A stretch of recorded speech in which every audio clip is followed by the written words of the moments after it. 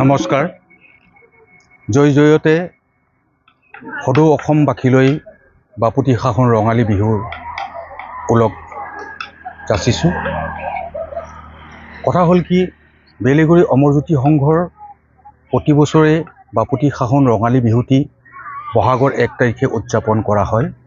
আমাৰ ইয়াতে ডেকা গাভৰু বুঢ়া বুঢ়ী সকলোৱে সহযোগ কৰে। আমাৰ বৰ অতিকে চেনেহৰ এই ৰঙালী বিহুটি প্ৰতি বছৰে আমি পালন কৰা হয়।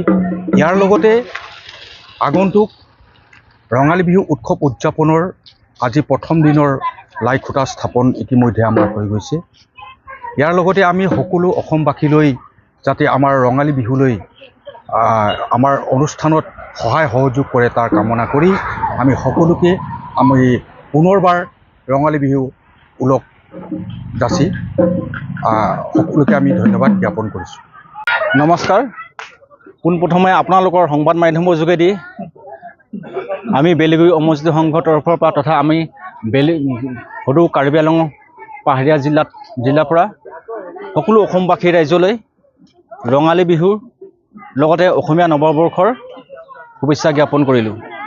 এইখন হৈছে আমাৰ বেলেগুৰি গাঁও, কাৰ্বি আংলঙৰ ভিতৰত এখন অতি পুৰণা অসমীয়া গাঁও বেলেগুৰি গাঁও।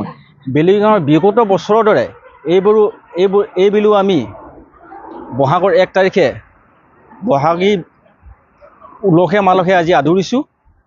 আৰু যিটো বহাগ বিহুৰ উদযাপন কৰোঁ, এই উদযাপনৰ বাবে আজি আমি ইতিমধ্যে লাই খুঁটা স্থাপন কৰিছোঁ।